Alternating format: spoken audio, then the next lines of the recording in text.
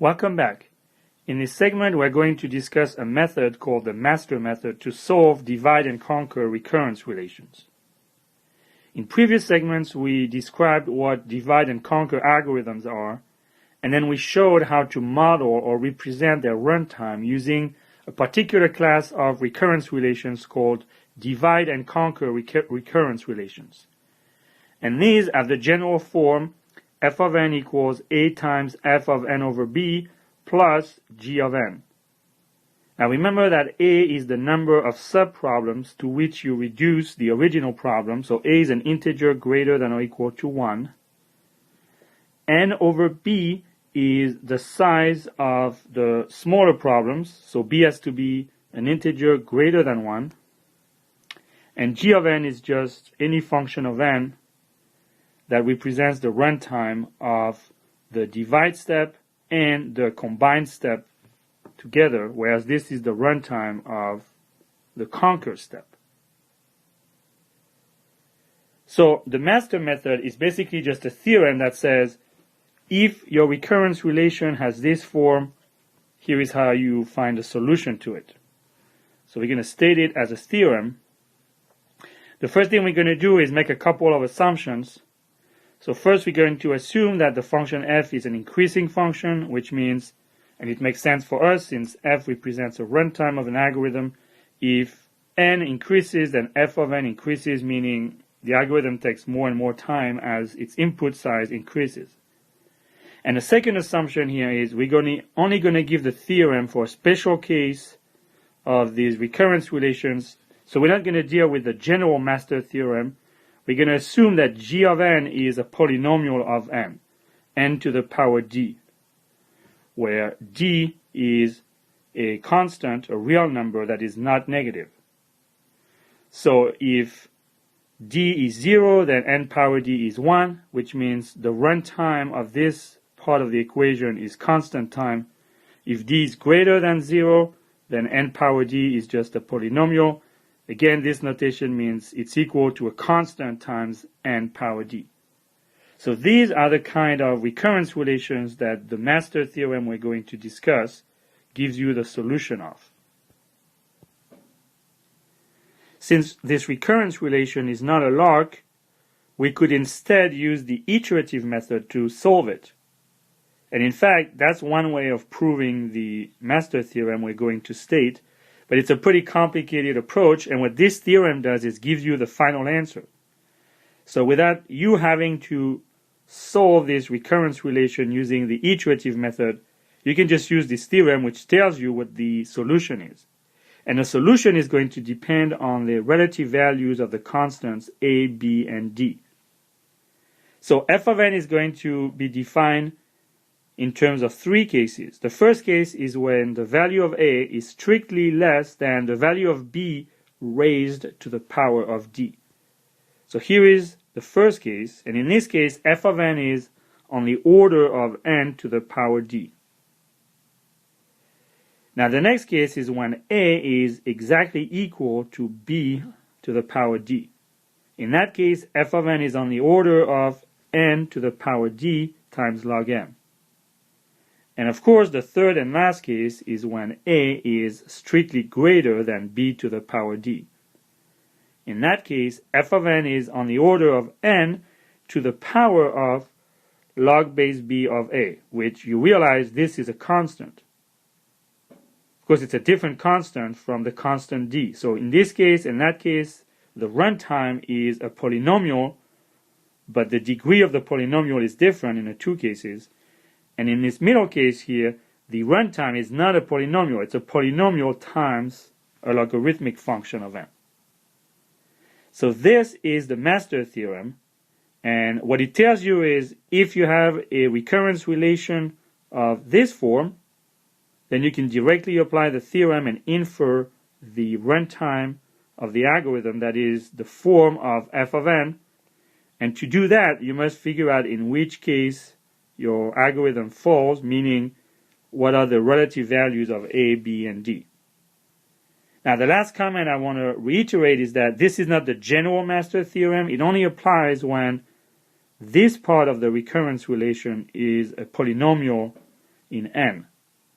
But that's enough for this course. That's all you have to remember. If g of n has a more general form, then we have a more general theorem that you don't need to worry about. So right now you don't know why this theorem is true. We'll discuss that in another video. But what you need to know is what this theorem states. So you need to know these cases and these solutions. And then you need to know how to use the theorem.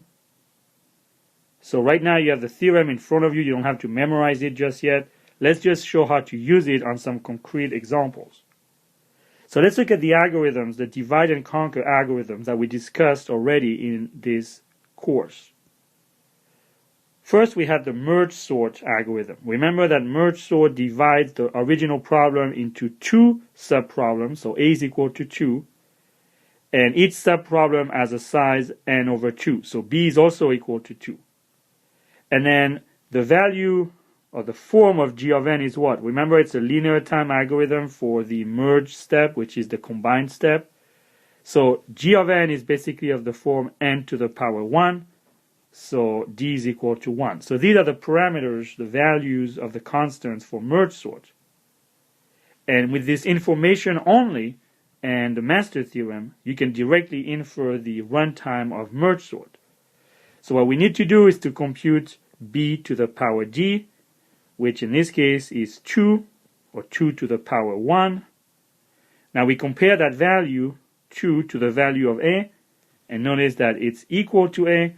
So therefore we are in this case, and we can directly infer that the runtime of merge sort is n to the power d times log n. Since d is 1, we have f of n is on the order of n log n. And notice that's of course the same result we obtained earlier.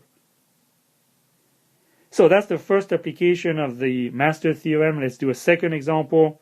This time we're going to look at the binary search. Remember that binary search reduces the original problem to a single subproblem, so a is equal to 1. The size of that subproblem is again half of the original problem, so b is equal to 2. And what is the runtime of the divide and combine steps together? Well, in this case, it was constant time. So if g of n is constant time, that means in this case, d has to be equal to 0, since n power 0 is 1. So here are the values of the three constants for this binary search algorithm. And now we can apply the master theorem. We compute b to the power d, which is 2 power 0, or 1, and we compare this value to a. A is also equal to 1, so these two values are equal, and therefore we are again in the second case, which means the runtime of binary search is n power 0, that is just 1, times log n. In conclusion, the binary search algorithm is on the order of log n. Our third divide and conquer algorithm example was the min-max finder algorithm. Remember that in that case, a was equal to 2, b was equal to 2, and d was equal to 0. This is a divide and conquer algorithm. It fits this recurrence relation. So we can apply the master theorem. We compute 2 to the power 0, which is equal to 1. Turns out a is greater than 1. Therefore, we fall in this case, and the answer is going to be on the order of n to the power log base b of a. Now, b is 2, a is 2, so log base 2 of 2 is 1. Therefore, the runtime of this algorithm is going to be on the order of n to the power 1. That is, that's the linear time algorithm. No surprise there. So, to conclude this set of examples, let me briefly discuss a famous algorithm called Strasson's algorithm. It's a famous algorithm to perform matrix multiplication.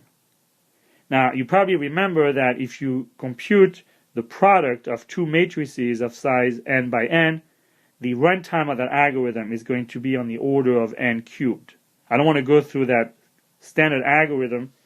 I also don't want to go through Strasson's algorithm, but Strasson's algorithm is much more complicated because it divides this original matrix multiplication problem into 7 problems of smaller sizes, and each smaller matrix that you have to multiply is now of size n over 2, and the time it takes to combine the solution is n squared.